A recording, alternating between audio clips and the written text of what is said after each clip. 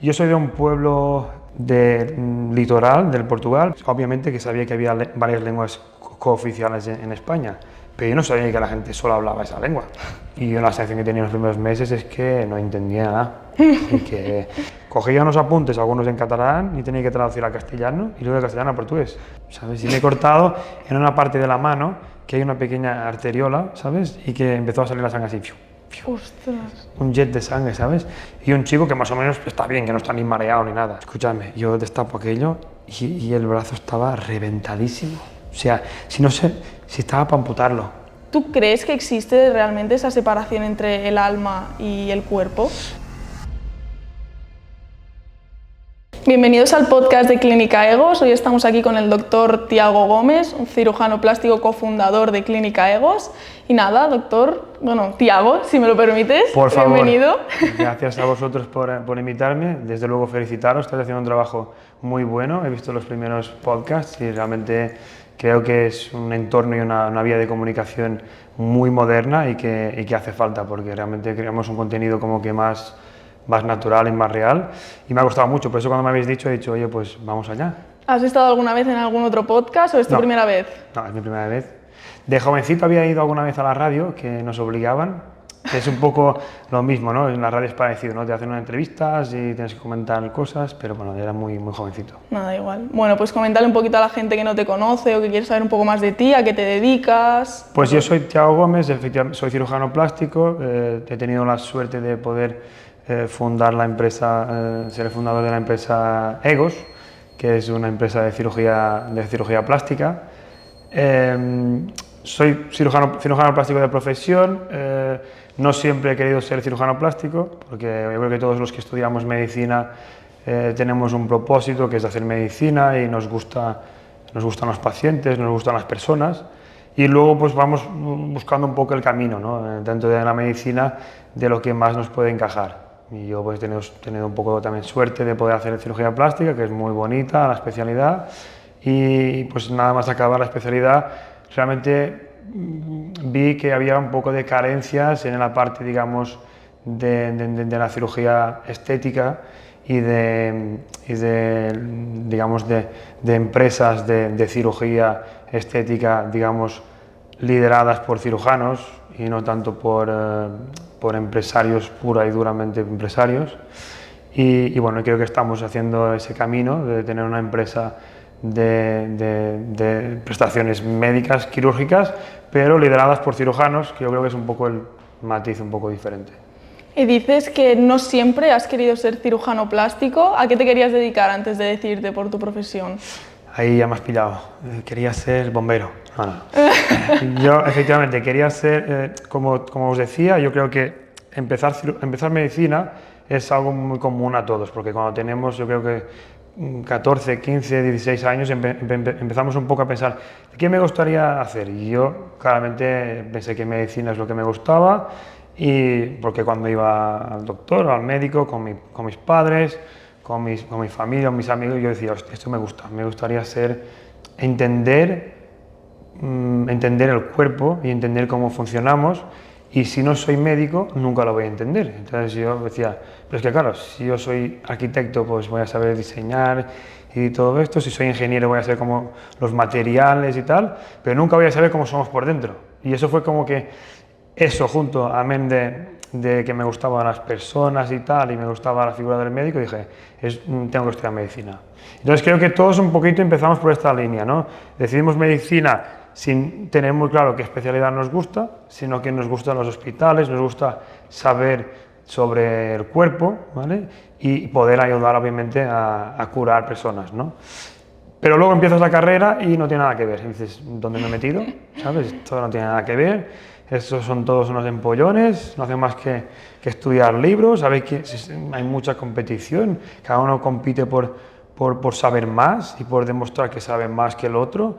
Se esconden los apuntes, hay como que una rivalidad un poco extraña, sobre todo en los primeros años de medicina, ¿vale? Que son un poco más teóricos y que tampoco nos permiten definir el camino de qué es lo que nos gusta más de medicina, porque pues, en medicina hay medicina y hay cirugía, que son bastante diferentes, ¿no?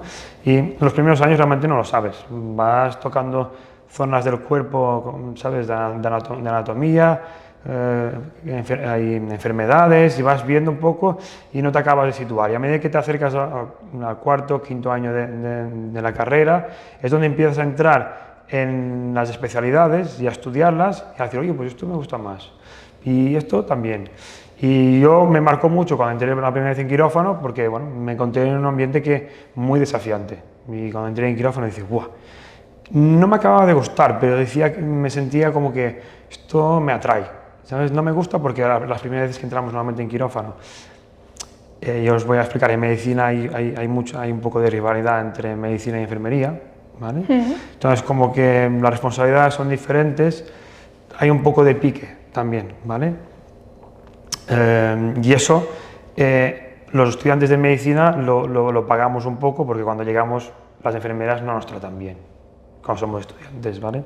Es como que dicen, le corto ahora las alas para que luego no me diga lo que tengo que hacer. Es un poco, yo sentí eso, y en quirófano mucho, porque entraba en quirófano y te apartaban, y las enfermeras te ponían y te dejaban en un rincón y te hacían sentir como que eras un inútil, no sabías nada y que no te asomaras mucho porque podías echar a perder toda la cirugía con la esterilidad y tal.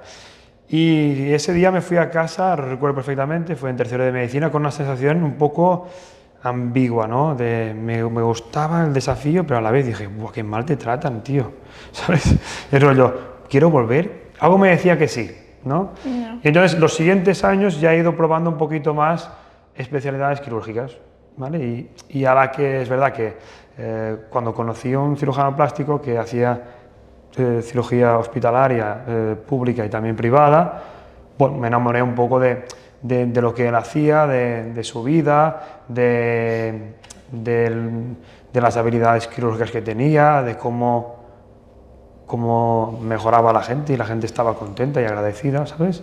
Y eso, comparado con muchas otras profesiones, hay especialidades que yo tenía en mente, como en la cabeza, como neurocirugía o neurología, que también me gustaban, eran muy diferentes porque, bueno, me atrajo bastante más cirugía plástica. Y entonces en quinto de medicina, creo que ya me fijé y me dije, quiero hacer cirugía plástica, y entonces ya empecé un poco la preparación para entrar en una especialidad que es muy competitivo entrar, ¿vale? Porque las notas, normalmente hay que sacar muy buena nota porque son las primeras plazas que se van del MIR. Y bueno, yo más o menos ya era alumno de notas de matrículas y tal, y se me iba bien un poco la carrera, pero el MIR es como un examen totalmente diferente, ¿sabes? Aunque te vaya bien la carrera, te tienes que preparar muy bien y es todo concentrado, y entonces, bueno, pues ya a partir del cuarto de medicina ya tuve claro que quería hacer cirugía plástica y que tenía que sacar muy buenas notas y prepararme muy bien para el MIR para ser cirujano plástico. Ostras, súper interesante porque al final descubriste tu especialidad, digamos, que ya en cuarto de carrera, Sí. ¿no? Y es cuando decidiste ya cómo apostar por tirar hacia adelante e ir hacia allí. Y me comentas que es una de las especialidades también más demandadas, ¿no? En el MIR, o de las que más se van antes, ¿no? De plazas, o sea que tuviste que obtener una muy buena calificación. Sí, porque viene un poco por la exclusividad, ¿no? Yo creo que son muy pocas plazas que hay en Cataluña, por ejemplo. Ahora creo que hay 6 o 7. Cuando yo entré, como que había 4, creo. En toda España había 30 y pico. Es muy exclusiva, y luego, de cara a lo que vendría a ser la salida profesional, obviamente todos los médicos tenemos trabajo y nos podemos ganar bien la vida, pero es entendible que los cirujanos plásticos nos ganamos muy bien la vida y que tenemos una calidad de vida tanto profesional como relacionada un poco con nuestro entorno de no tan hospital y más un tipo de pacientes un poco diferente, pues yo no sé si mejor, pero al menos diferente, llamémoslo así, ¿no? Y eso hace con que muchos colegas médicos, a la que vamos avanzando en la carrera, empiezan a verlo como, ¡buah, esto me gusta!, ¿no? Y entonces, como hay pocas y muchos queremos hacer cirugía plástica, son de las primeras plazas que se van cogiendo, ¿no? Entonces, pues, es muy fácil que tengas aspiraciones a hacer cirugía plástica y saques una nota buena del MIR, que sería, por ejemplo, un 1000, un 1500, y estamos hablando de 12.000 candidatos, ¿no? Un 1.000 estábamos bien, ¿sabes? Pero ya no puedes hacer cirugía plástica porque ya no puedes hacer en ninguna zona de España, es decir, no te puedes ir ni a Vigo, ni a Huelva, bueno, los sitios donde haya cirugía plástica no puedes ir. Desde luego en Cataluña pues y en Madrid normalmente se agotan antes las plazas porque son donde son más solicitadas, pero efectivamente hay que estar muy preparados y también con un plan B. Yo la verdad es que era bastante inocente, yo creo que soy bastante seguro de mí mismo y cuando me puse a estudiar, ese ejemplo que tenía yo que es el doctor Solá, que lo aprecio mucho y que me recomendó un poquito, me dijo, oye, cirugía plástica bajo su criterio el hospital que él se había formado era de los mejores, que era el hospital de Belviche, y también suele ser de los primeros en sacar plaza, con lo cual pues tienes que sacar menos de 50. Y eso, en mi forma de ser, que es como trazarme un reto, una meta, es fantástico, porque dije, perfecto, ya sé lo que tengo que hacer, sacar menos con 50, con lo cual tengo que hacer un examen súper mega bueno, tengo que seguir estudiando, y así fue. Como saqué el 30 mejor examen y el 40 plaza, porque se suma la nota del expediente con el examen, yo estaba tranquilo y dije, ya voy a poder hacerlo, ¿no? A sabiendas de que luego, pues, igualmente te podían haber cogido la plaza. Que esto es una anécdota que tengo yo de mi curso, porque tú fijaros, éramos 12.000 candidatos, ¿vale? Y yo, en el sumatorio de mi examen y mi expediente de medicina, me quedé con la plaza número 40, ¿vale? Y fui allí súper sobrado pensando, voy a poder hacer cirugía plástica en Belviche, que es donde quiero, pim, pam y tal y cual. Y efectivamente cuando es intenso porque se reúnen los primeros 150 del MIR en una sala ahí ahí en Madrid, en el Paseo del Prado creo que es, viene el ministro a felicitarnos porque somos ministros de Sanidad en aquel momento, es decir que, bueno, felicitarnos por haber estado allí entre los primeros y qué tal, y empiezas a elegir y es como se te pone el corazón en la boca, ¿no? Porque dices, va el primero y elige cardiología en Madrid, ¿sabes? Y tú dices, wow, en un hospital, ¿sabes? Y las plazas se van quitando, ¿no? Este ha cogido y tal. Y yo cuando llegué mi turno, te entra un poco los nervios y preguntas adelante, oye, ¿tú qué vas a coger? Y notas como la gente está bloqueada, y dice, ya no te voy a decir, ni para adelante ni para atrás, ¿sabes? Y entonces, bueno, yo elegí cirugía plástica y bien, era el número 40, pero luego descubrí que la 47 quería cirugía plástica en mi sitio. Ostras. O sea, fíjate, o sea, por una cuestión de un par de preguntas que he contestado mejor que ella, y ya, entre comillas, le he quitado un poco su primera opción, ¿sabes? Y ella pues tuvo que coger su segunda opción, que era otro hospital, ¿vale? Pero a veces pues ya no hay otro hospital, porque ya se acaban las plazas de cirugía plástica y ya tienes que coger otra especialidad, que es como otra profesión, ¿no? Porque si tú en lugar de cirugía plástica coges ginecología ya o yo qué sé, otra cosa, ¿no? O cirugía digestiva, pues ya no tiene nada que ver, ¿no? Entonces esa fue un poco la anécdota, que yo iba muy sobrado, pero me di cuenta de que por muy poco te pueden quitar la plaza y deberías de tener un plan B. Yo no tenía ningún plan B. Entonces cuando la gente me preguntaba, ¿y si no vas ahí, dónde quieres ir? Y yo qué sé, yo me decía, mira, Madrid no me gustaba, porque yo no soy de aquí, ¿no? Y Barcelona sí que me gustaba bastante. Madrid no me gustaba mucho porque la vez que había ido a Madrid, pues la ciudad no me molaba mucho. Y Valencia, había estado una vez y decía, pues Valencia me gusta, igual si no puedo coger en Barcelona, pues cogeré en Valencia. Pero la verdad es que, visto así un poco con perspectiva, no iba muy preparado, no iba con plan B ni C, yo iba a tiro fijo. Muy bien, bueno, con las ideas claras ya desde el primer momento. Y has comentado que no eres de aquí. ¿De dónde vienes y qué te llevó a hacer tus estudios aquí? ¿Desde cuándo estás aquí estudiando y formándote un poco para tu profesión? Pues eso también es bueno, cada uno tiene un poco su historia, mi historia.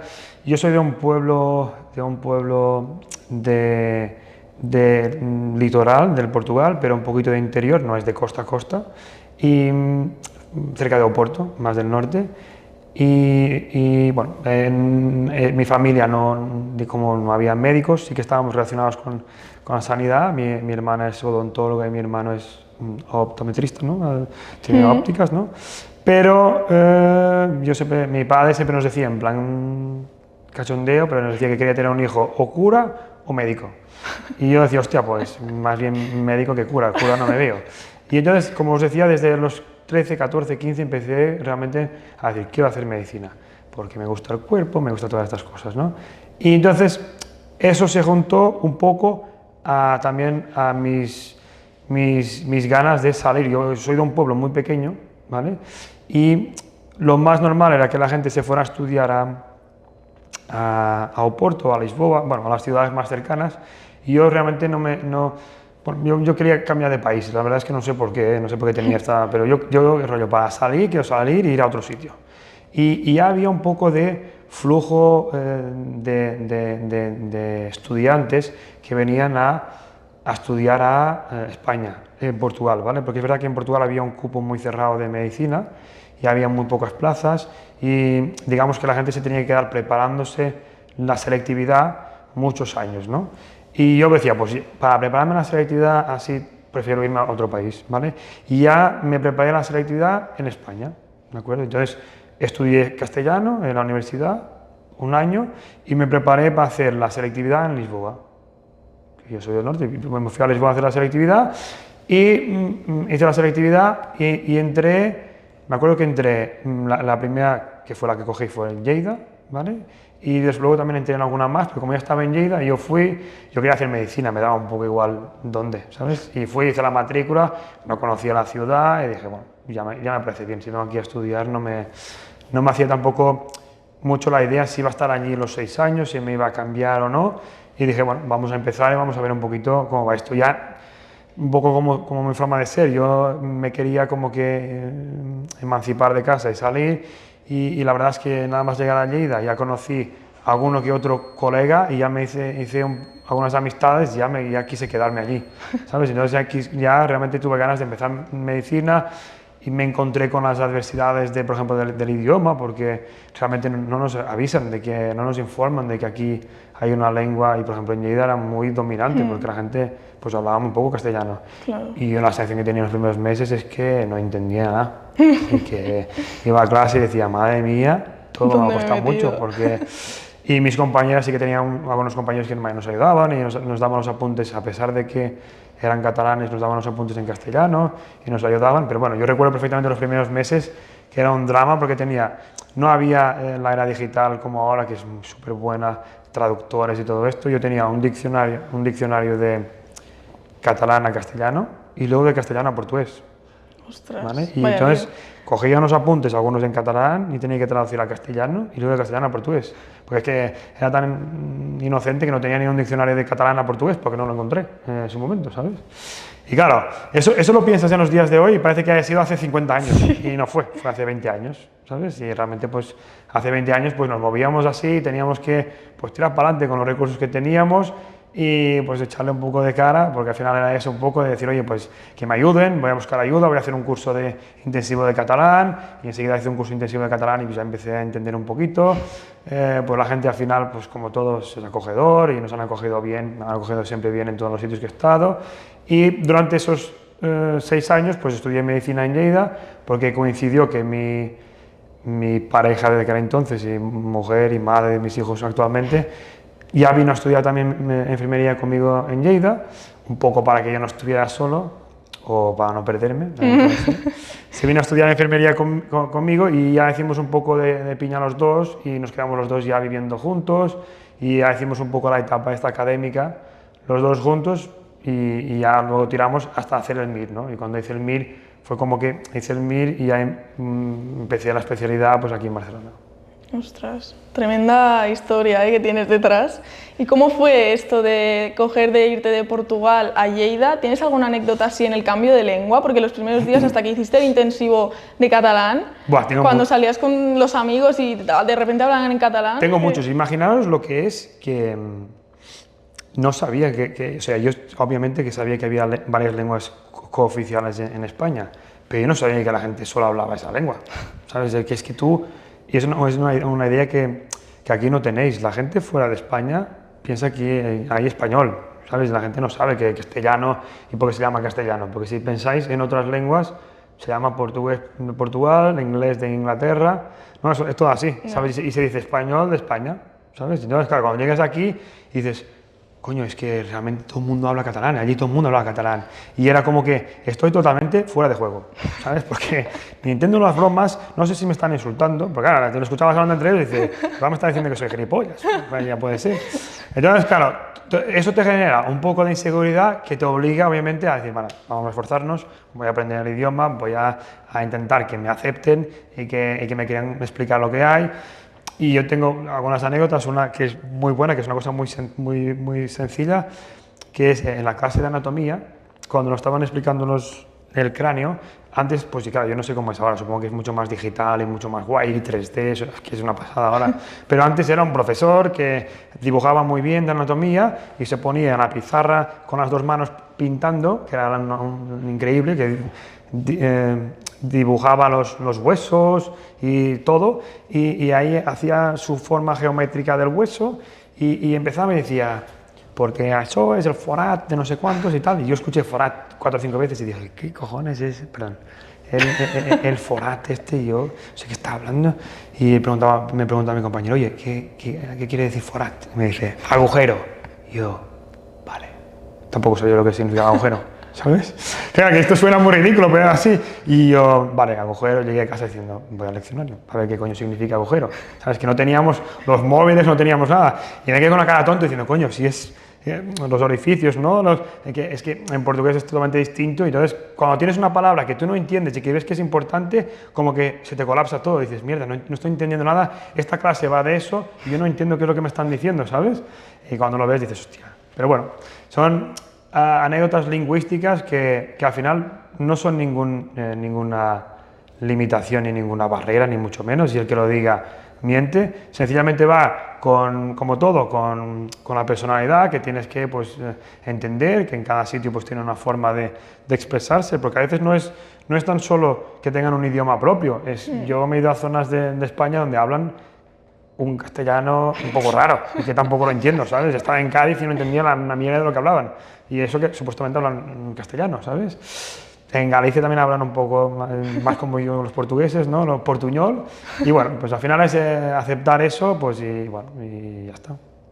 Bueno, pues sí, al final esa diversidad, ¿no? Al final yo creo que también te enriquece. Sí, sí. Y te obliga a situarte, ¿no? A decir, oye, pues si es que yo quiero estar aquí, eso es un desafío más. Esta gente no, a mí, yo he sentido desde un principio que obviamente no lo hacían para putearme, es que la forma como se expresan, ni cómo se hablan, y tampoco, obviamente, van a condicionar su día a día por una persona que entra. Es decir, tú eres el que se tiene que adaptar un poco y hablar. Si vas a Inglaterra, pues tienes que aprender inglés, obviamente, pues lo mismo.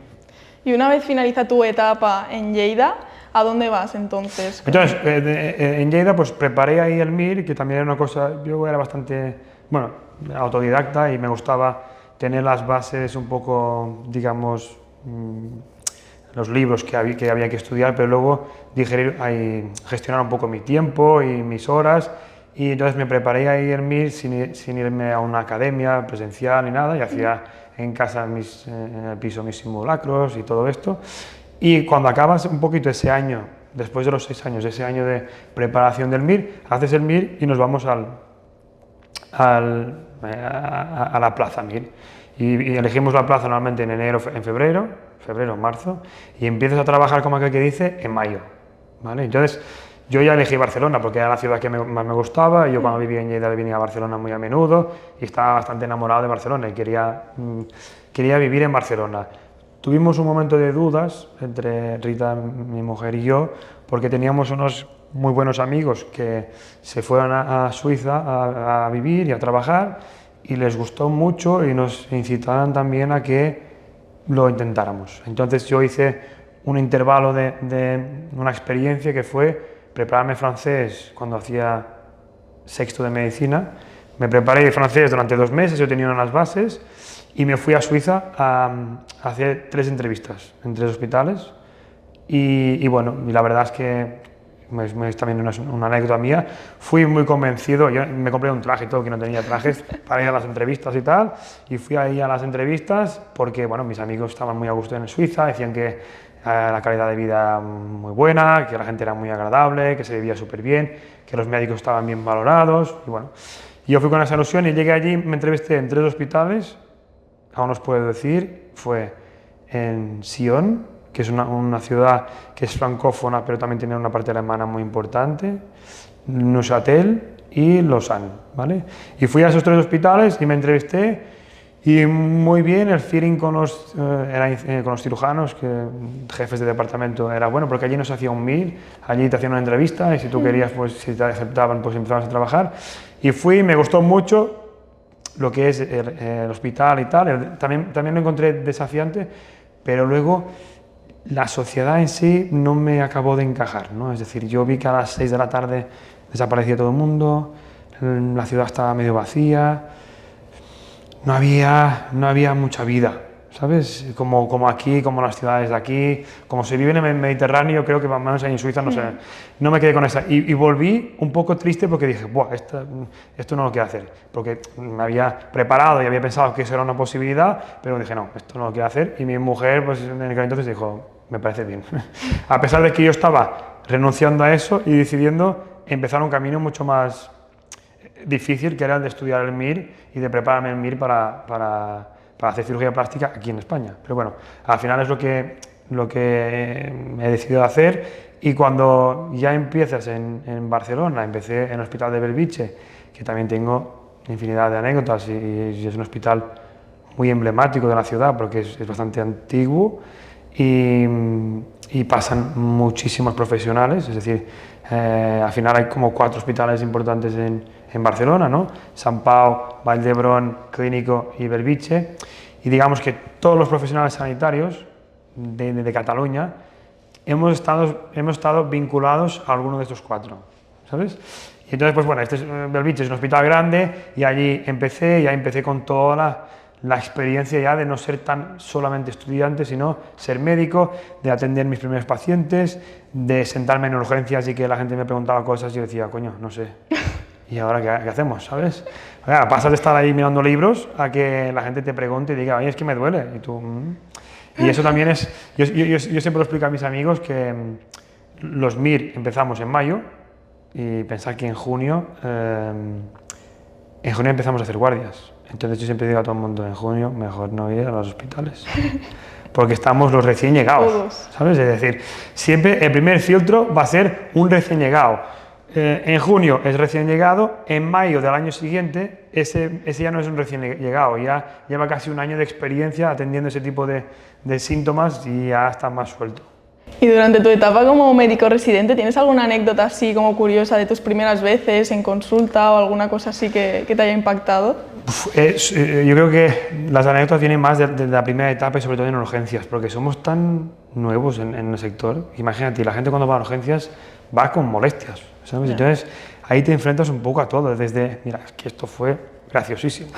Yo estaba allí y bueno, yo creo que el tema de las habilidades a mí nunca se me ha dado mal, más o menos las manualidades se me daban más o menos bien, y yo enseguida que me enseñaran a suturar, yo ya suturaba más o menos con soltura y ya no llamaba a nadie, venía una herida y yo me encargaba solo, no llamaba a nadie que me ayudara, me ponía anestesia y tal, y estoy ahí un día con una señora que se hizo un típico corte que pasaba muy a menudo, con el cuchillo del jamón, que se va al cuchillo y se corta un poco, se hace una incisión en el dedo, un cortecito, y que tenemos que darle algún puntito.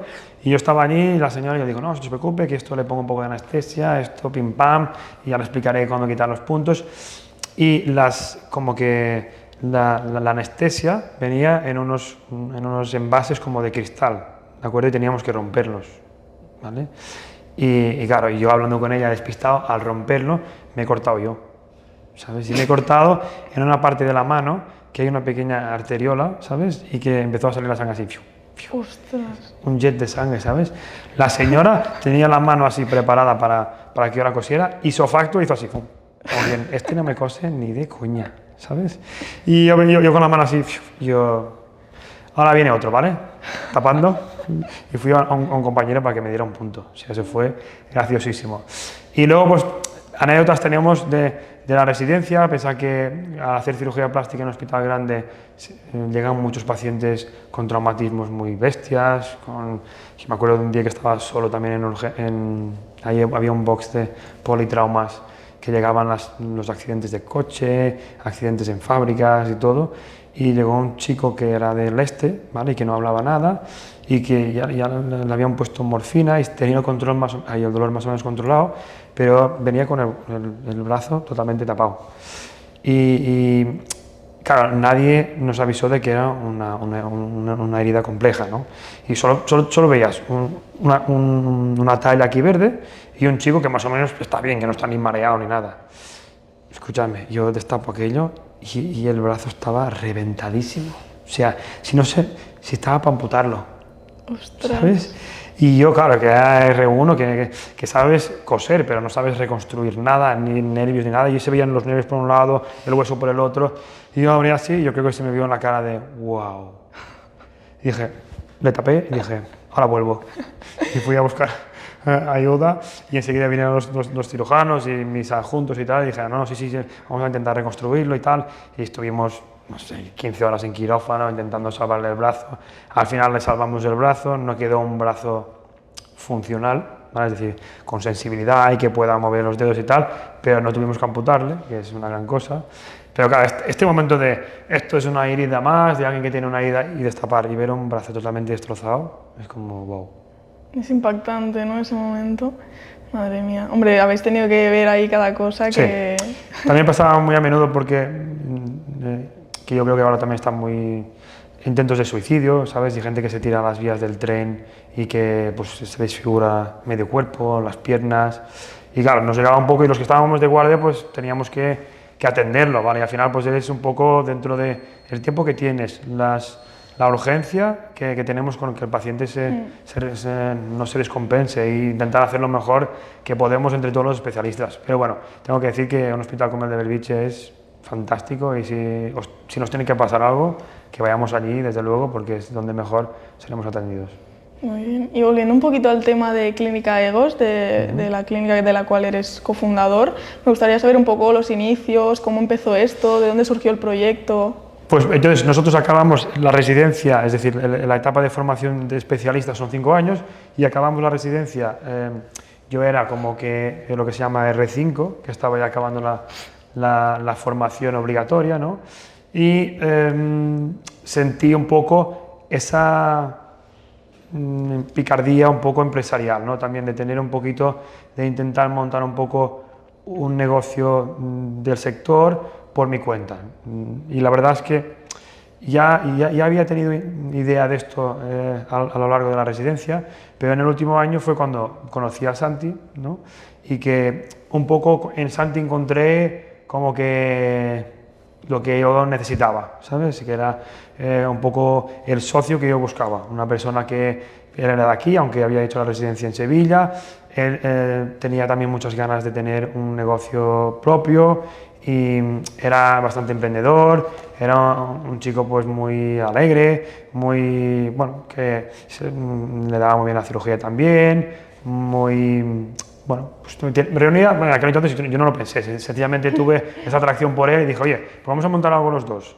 Y siempre lo decimos, y es cierto, o sea, quedamos un día, o sea, tuvimos esa idea y yo no había acabado la residencia aún, porque yo acabé la residencia más o menos por el 2014, y yo dije, oye, pues quedamos un día y miramos cómo hacer, cómo crear una marca, cómo empezar esto, y nos sentamos en un Starbucks, que no se me va a olvidar nunca, en Vía Laietana, los dos ahí con papel y boli y empezamos, oye, y si lo hacemos, ¿cómo lo haríamos? ¿Cómo tendríamos la estructura?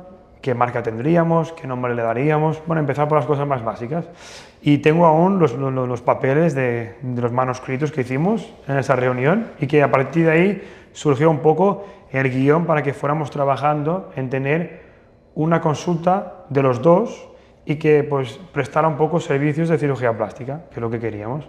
Y entonces pues ya buscamos alquilar un despacho, tener una secretaria que nos ayudara, buscar un poquito de cómo conseguir pues pacientes y crear pues una cartera de pacientes, ¿no? Y bueno, así empezó todo.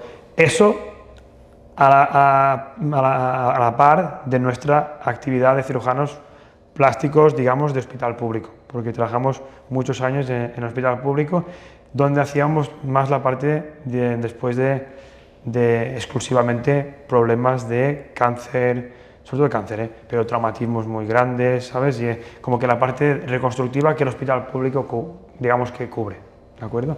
Luego yo creo que es cuestionable, pero hay una parte de la cirugía plástica y estética que es muy necesaria para la sociedad en general y que el servicio público no puede cubrirlo porque se entiende perfectamente, y que ahí es donde vimos un poco las carencias y dijimos, oye, vamos a meternos, vamos a ofrecer un servicio de calidad, de cercanía, que sea liderado por cirujanos plásticos, que seamos cirujanos, vamos a hacer un grupo de cirujanos y bueno, y yo creo que pues más o menos la línea es un poquito lo que hemos querido y es un poquito donde estamos. Ahora afortunadamente estamos creciendo, pero siempre con esa dogma de ser un equipo de cirujanos, ¿vale? Que pretende pues dar servicio a esos pacientes que buscan tratamientos de cirugía plástica y estética. ¿Y cómo es el hecho de emprender dentro del mundo de la cirugía, en este caso en los negocios de cirugía plástica, como comentas?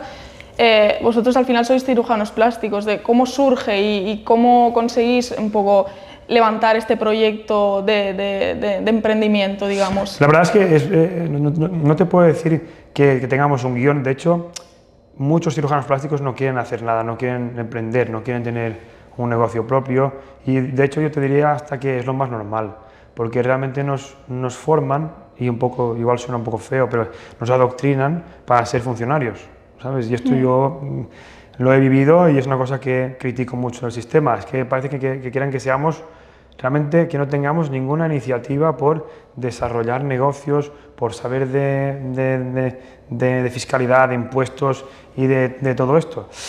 Yo creo que tengo un poco de raíces empresariales, porque mi padre es empresario y ha tenido pues, varios negocios, y yo esto lo he vivido un poco en casa, y entonces pues creo que teniendo eso siempre en el subconsciente, pues a la que he ido teniendo la oportunidad me he metido, ¿no?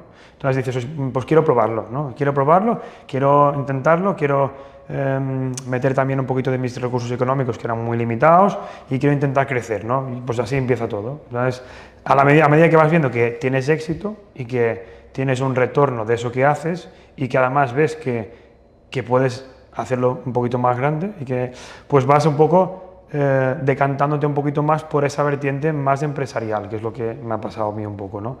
Por eso he tenido un momento muy difícil en mi carrera, que fue renunciar un poco al hospital público y al tipo de tratamientos que yo ofrecía allí, que me gustaba mucho también como profesión, porque sentí que a nivel empresarial yo podía aportar bastante más, pues creando pues este grupo de cirujanos plásticos y que tuviéramos pues una empresa pues más, con más notoriedad en el sector, y que no puedo decir que es fácil porque no es fácil. En Barcelona hay muchísimas clínicas de cirugía plástica, hay muchísimos cirujanos plásticos, de hecho muchísimos, hay más incluso que en Madrid, bueno, según nos dijeron en la SECP y tal. Bueno, y estamos allí un poco, es decir, somos jóvenes, a Santi y a mí siempre nos han visto como que un poquito los rookies, un poco aquellos que quieren destacar, pero que claro, vienen de abajo porque nadie nos ha, pues digamos, regalado nada, ni ninguna clínica, ni pacientes, ni nada. Es decir, nos hemos tenido que pues, meter un poquito y encontrar la forma para que la gente se quisiera tratar con nosotros, ¿vale? A un nivel y a una escala que lo hacen otras corporaciones de estética y de cirugía plástica que están más desarrolladas.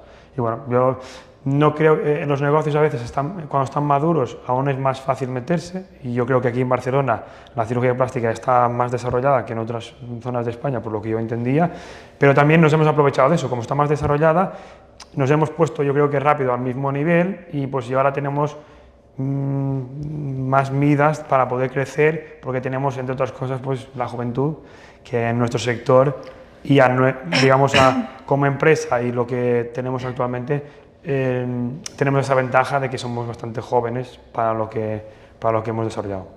Tal y como tú dices, es verdad que en Barcelona, bueno, y en Cataluña hay muchas clínicas también de cirugía plástica y estética, y también últimamente, bueno, no sé si has visto en redes sociales, ha surgido una polémica alrededor de una clínica de cirugía plástica y estética, es Clínicas Dorsia, que han publicado, bueno, un cartel publicitario. Exacto, un cartel publicitario en Gran Vía que ha dado mucho que hablar, porque a día de hoy sigue siendo un poco tabú el tema de la cirugía y demás.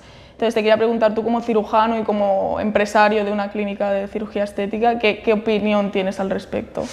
Yo creo que los temas publicitarios realmente nos lo tienen que legislar un poco, porque claro, si no hay límites, claro, podemos hacer muchos destrozos. Es decir, la forma como comuniquemos y cómo incitemos a la gente a hacer según qué cosas, pues puede llevar a que realmente mucha gente quiera hacerlo cuando igual pues no tiene tanta necesidad. Pero aquí entramos un poco en... Yo creo que vivimos en una democracia, es un país libre y creo que se tenía que también entender esto, es decir, que tiene que haber libertad de expresión para todo y no puede que queramos que haya libertad de expresión para insultar a un político, porque estamos en nuestro derecho, y no entendamos que haya libertad de expresión para, digamos, destacar que algunos aspectos físicos pueden ser más atractivos que otros. Yo creo que eso es un poco la hipocresía y que al final, yo que me dedico un poco a la estética, te aseguro que es una minoría. Es que al final lo que limita un poco es algunas vías de alguna comunicación y algunas campañas publicitarias es una suma minoría que intenta pues imponernos un poco las normas de lo que es libertad de expresión y lo que no es, ¿sabes? O no podemos volver atrás en el tiempo. Las redes sociales son el presente y el futuro. Es decir, todos vivimos conectados y todos vivimos hiper mega conectados. Y entonces estamos aprendiendo a desconectarnos un poco, pero nuestra imagen, que antes ya era importante y ya se seguían unos cánones de belleza y tal, ahora es más intensa aún porque estamos todo el rato expuestos a un espejo que es una cámara, que es cuántas fotos hacemos con los móviles, es que millones de millones, y no es solo las redes, es que también es el mundo digital. Y entonces no podemos frenar eso, es como querer frenar el turismo, no se puede, hay cosas que no se pueden frenar, que la gente se vaya a cuidar más, se quiera ver más guapa, no quiere envejecer, quiere estar físicamente mejor. Eso es que es inevitable, no se puede frenar eso, no se puede luchar contra eso, y además yo creo que no está bien hacerlo, porque es una evolución natural de la gente. Yo os voy a decir, por ejemplo, con la parte esta un poquito del sobrepeso, que yo creo que también si le damos 40.000 vueltas a esto, y yo creo que no es para tanto, pasa un poco lo mismo. Si vosotros supierais, mucha de la gente que está ahora mismo yendo en contra de todos los cánones de gordofobia y que nos insultan, nosotros nos han puesto gordofóbicos en mil publicaciones, en la clínica nos han pintado eso y tal. Mucha gente se identifica con el colectivo, se identifica con tener sobrepeso, ¿vale? Y luego es gente que es una etapa, porque luego pasan años y quieren perder peso, ¿sabes? Y dices, coño, si hace 2 días estabas ahí luchando por los derechos de la gente con sobrepeso, que ya me das tú. Hay que luchar por los derechos de la gente de sobrepeso. Es como, tienen los mismos derechos que yo. Si todos tenemos los mismos derechos. Pero bueno, están ahí con la bandera de luchar contra los pobres que tienen sobrepeso. Pero esa gente luego quiere perder peso, porque es una etapa. Porque al final todos queremos estar bien, estar sanos, vernos bien. Somos seres sociales, vivimos en sociedad, en comunidad. No podemos aislarnos, y como vivimos en comunidad, miramos al que está al lado, cómo se viste, cómo se va arreglado, qué físico tiene, si tiene más pectoral, si tiene menos, si está más guapo, si está menos guapo, y entonces te preguntas, ¿yo puedo estar así de guapo? ¿Me puedo hacer alguna cosa? ¿Aún viéndome guapo, puedo estar más guapo? Y ahí es donde entra un poco nuestra profesión, es decir, cuando vienes a un cirujano plástico, el cirujano plástico tiene que tener criterio y conocimiento para decirte, sí, te merece la pena someterte a este tratamiento porque vas a mejorar. No, ya esto no tiene arreglo, o tienes que hacerlo de otra manera. Y ahí es donde hemos de dar valor un poco a los profesionales que nos dedicamos a esto, porque no vamos a crear ningún trauma, al revés, vamos a mejorar la vida de la gente, la autoestima, y vamos a mejorar muchísimo muchas mermas de salud que tiene gente, porque realmente por verse peor, por sentirse peor, tiene problemas de salud, y al acudir a nosotros y al hacer cambios o tratamientos, pues mejoran muchísimo su calidad de vida. Entonces, yo realmente no pondría barreras a la comunicación, y es un poco libre mercado, es decir, la gente se tiene que equilibrar un poco. Yo esa lona de Dorsia la he visto, lo siento, a mí no me ha parecido nada del otro mundo, de hecho me pareció una comunicación bastante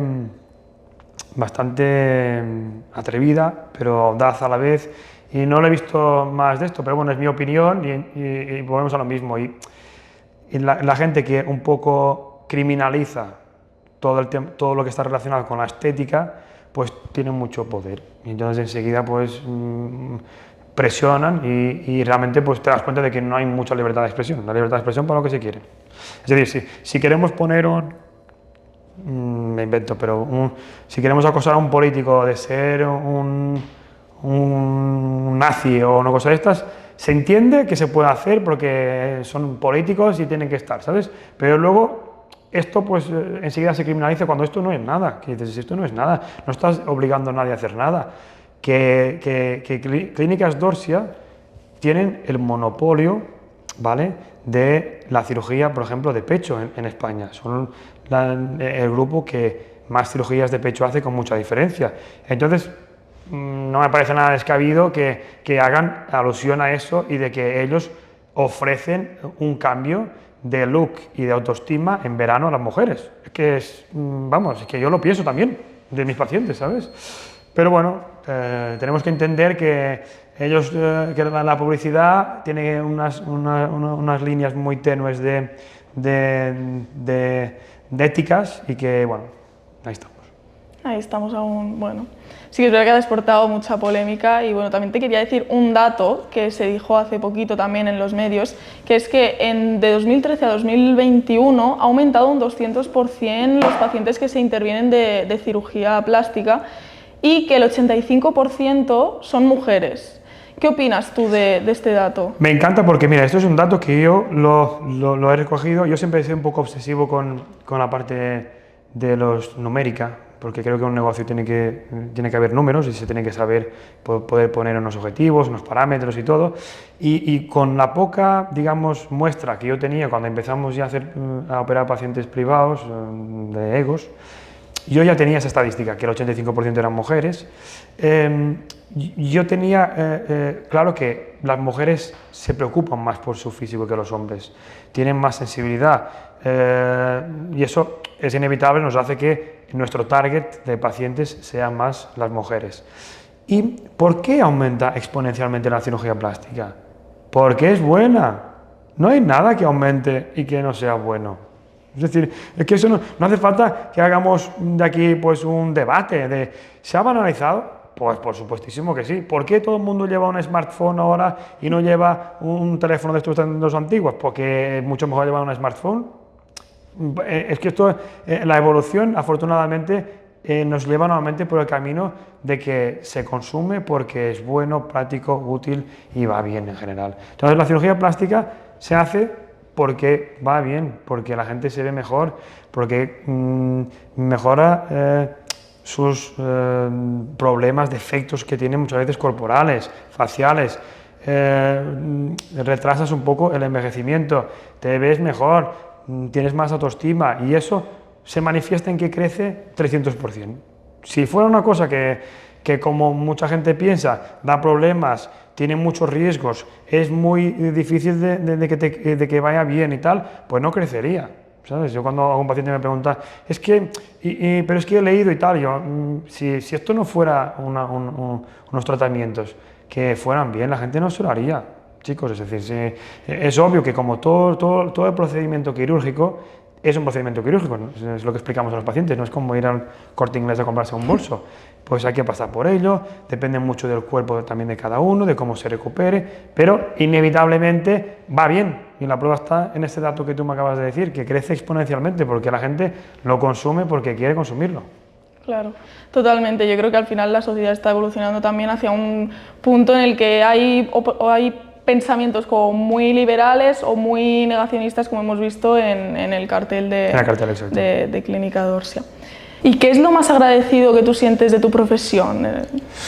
Pues realmente es poder cambiar un poco las vidas de las personas. Es decir, como nos entra un paciente en la consulta con ganas de hacerse cosas, con inseguridades, con esos miedos y como tú luego lo transformas en una mejoría significativa de su condición física, por así decir, y de su aspecto físico y de su estado de ánimo, es muy gratificante.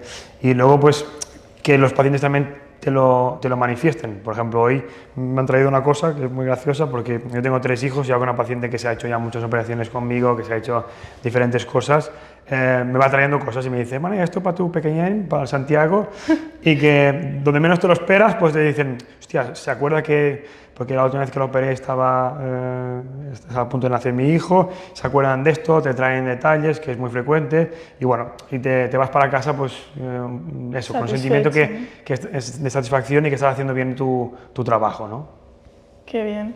Bueno, y no sé si te gustará un poco así también como hablar un poco más de cosas filosóficas o indagar en temas así más profundos. No creo que sea, yo no me considero buen orador, pero bueno, me divago un poco, pero bueno, tú si de eso me cortas y ya está. Antes hablabas también de la libertad de expresión, ¿no? Y te quería preguntar acerca de qué opinas sobre el libre albedrío. ¿Crees que estamos condicionados por algo o que realmente tenemos total libertad en nuestras decisiones? Bueno, yo creo, más que en el destino, es decir, claro, esto es una reflexión muy intensa. Y yo creo en el universo y creo que realmente hay fuerzas que nos digamos, adaptan un poquito a todo, ¿vale? Y que todo tiene un equilibrio, ¿vale? Pero sí que creo que cada uno hace un poco su destino, como aquel que dice, ¿de acuerdo? Yo pienso, siempre lo digo para mí mismo, intento pues hacerme un poquito de automotivación, de que yo soy el maestro de mi destino, ¿no? Es decir, yo marco un poquito hacia dónde quiero ir, pero también me trabajo para aceptarme cuando el destino pues, me depara cosas que yo probablemente no he elegido y no quería, ¿no? Como son aspectos de la vida que que no puedes controlar. Yo creo que esta parte del destino, acéptalo, es lo que te ha tocado y no puedes hacer nada, eso está allí, y otra pues es que todo lo que tú puedas crear y que no tengas unas normas establecidas, pues debes de intentarlo, debes de buscar ser pues, creativo, de innovar, de arriesgar. Yo intento ser muy ambicioso siempre y respetar que se hagan las cosas de forma diferente, porque esto es la base del crecimiento. Si no lo intentamos, no evolucionamos. Es decir, todo ha tenido un principio de... ¿Y esto por qué se hace? Pues porque quiero intentarlo, quiero salir de la rutina y quiero hacer una cosa diferente, ¿no? Entonces, sí que creo, no sé si he contestado a vuestra pregunta, pero sí que creo en el destino, pero también creo en que tú marcas tu camino, ¿sabes? Entonces, pues creo que es una combinación de ambas fuerzas. Y desde un inicio del podcast también has hablado mucho de la figura de tu mujer, cómo te ha ido acompañando durante toda tu vida personal y profesional. Y que te quería preguntar también, ¿tú qué prefieres, amar o ser amado? Pues yo creo que son importantes las dos cosas. Yo creo que es fundamental para el ser humano ser amado, y la prueba yo creo que es bastante evidente. A medida que te haces mayor te das un poco cuenta de eso, pero creo que si tú no amas, tampoco aportas a la sociedad, ¿sabes? Porque amar es estar bien con uno mismo, es querer hacer cosas por los demás, por el otro, Y bueno, yo siempre he sentido, que me has tocado el tema de mi mujer, es un poco mi tendón de Aquiles, ¿no? Como yo lo digo, porque yo creo que es la persona que he elegido un poco para hacer mi camino y sin querer, porque yo tenía claro que la quería, pero no era consciente de que iba a llegar pues, hasta donde estoy ahora, que llevo toda mi vida con ella y que hemos construido ya una familia, una unión súper mega fuerte, pero sí que creo que eso es muy importante y creo que procuro estar equilibrado y procuro que dentro de ese equilibrio no falte ninguno de estos sentimientos, ninguna de estas fuerzas para que tu mente se mantenga pues, bien, fuerte, serena y realizada. Y con toda la trayectoria que tienes anteriormente, has estudiado medicina, te especializaste, empezaste a trabajar, abriste tu propia empresa, ¿no? Y hasta el día de hoy, si murieras mañana, ¿estás satisfecho con lo que has hecho hasta el día de hoy? Me encanta esa pregunta porque yo me la hago un montón de veces y siempre. Pienso que es una de las cosas que me obsesiono, es con estar realmente tranquilo conmigo mismo, porque tengo muy claro el tema de la muerte, ¿vale? Es decir, me cuesta, no quiero pensar en ello como yo creo que todos los humanos, ¿no? Pero nos pasa a diario, si lo vemos está a nuestro alrededor, si los que hemos trabajado más en hospitales lo vemos, lo tenemos muy presente. Y eso me hace obligarme a estar fuerte y a hacer cosas para mí mismo, ¿vale? Que es una de mis consideraciones siempre, es el tema del placer, del disfrutar, porque yo creo que es una cosa que si no lo haces, luego te arrepientes de que cuando pasa esto, cuando el camino ha llegado al final, que puede ser en 2 semanas, que se me acabe, que digas, hostia, pues estoy muy contento porque lo he petado, ¿sabes cómo que dices? Es decir, he hecho todo lo que he podido, porque quizás podría hacer más, puede ser, pero de verdad que intento vivir de una forma muy intensa y no me achico con los desafíos. Y si me proponen alguna experiencia nueva, pues solo si es muy arriesgada o la veo muy desproporcionada, pues no la hago. Y si no, me encanta probar todo. Y creo que esos pilares de un poquito mantenerte bien de salud físicamente y a nivel de rendimiento físico y disfrutar para mantener ese nivel de riqueza de experiencias es fundamental para que tú puedas contestar a esa pregunta bien, porque yo te aseguro que cuando preguntas esto a la gente no sabe muy bien qué decir. Oye, pues es que esto pasa a mucha gente, que mañana te dicen que estás mal y tú dices, hostia, y ahora voy a hacer esto, ahora, mierda, no he hecho lo otro. Pues yo intento que eso no pase, es decir, que cosa que se me antoja, por así decir, digo, pues lo voy a hacer y no lo voy a hacer mañana, si lo puedo hacer hoy, lo hago hoy.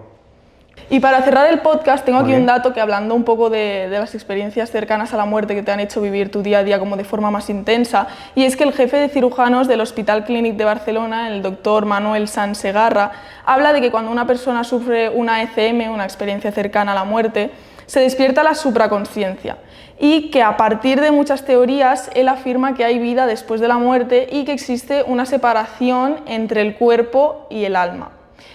Entonces te quería preguntar, tú como cirujano, ¿has vivido alguna experiencia cercana a la muerte o que alguno de tus pacientes te haya contado algo o alguno de tus familiares? ¿Y tú crees que existe realmente esa separación entre el alma y el cuerpo? Claro, eso es muy espiritual, ¿eh? Podríamos estar aquí hablando. Yo no puedo hablar de esto en un matiz binario, ¿no? De sí o no, porque creo que te estaría engañando si dijera sí o no. Es decir, es un mundo, el mundo espiritual y el mundo energético es tan abstracto, ¿sabes? Que todos hemos tenido experiencias cercanas que nos han impactado un poco, que te han comentado. Vosotros pensáis que cuando la gente está en una anestesia profunda, realmente está muerta, como que dice, es decir, está desconectado, o sea, está en una máquina respirando por ella, tiene una serie de drogas que le apagan el cerebro y pues gente que las drogas no le han hecho el mismo efecto nos explican experiencias, ¿vale? Pero hacer ciencia de esto no creo que sea correcto, ¿vale? Y siempre lleva un campo de un poco que no se puede demostrar científicamente y no se puede corroborar, ¿sabes? Y entonces está basada en la experiencia empírica de los profesionales. Y eso, para los que somos científicos, nos cuesta un poco, porque es como, vale, pero eso es lo que tú explicas, ¿vale? Eso no lo puedes demostrar, ¿sabes? Y claro, la medicina es una cosa, por ejemplo, muy seria, ¿vale? Porque la medicina cura a gente, y gracias a que hacemos las cosas con rigor, pues curamos a gente. Entonces, nos aleja un poco de estos, pero yo entiendo que lo que estoy 100% seguro es que sabemos una parte muy pequeña de lo que es la vida, el universo, las energías y las dimensiones, de esto estoy segurísimo, pero bueno, no te puedo dar mi visión. Yo conozco a este profesional, sé que hace muchos podcasts sobre esto, está muy metido y sé que es muy fascinante lo que explica, pero claro, yo creo que nunca se podrá hacer ciencia de eso.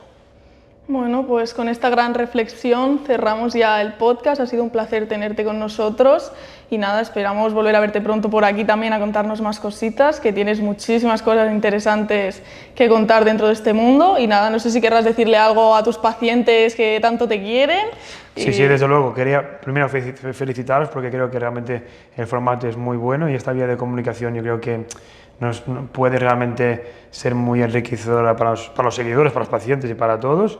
Y a todos nuestros pacientes en general de Egos, pues agradecerles que confíen en nosotros y que siempre estaremos disponibles para ayudarles, para mejorarles y para escucharlos, porque muchas veces es sencillamente escucharlos, porque mucha gente acude a nosotros también para solo una valoración explicativa, ¿vale? No para hacer tratamientos. Y nada, agradecer y seguir. Yo creo que nuestro camino es bueno y debemos de seguir por el mismo camino. Genial. Vaya la redundancia. Pues muchas gracias. Gracias. Esperemos verte pronto por aquí. Gracias.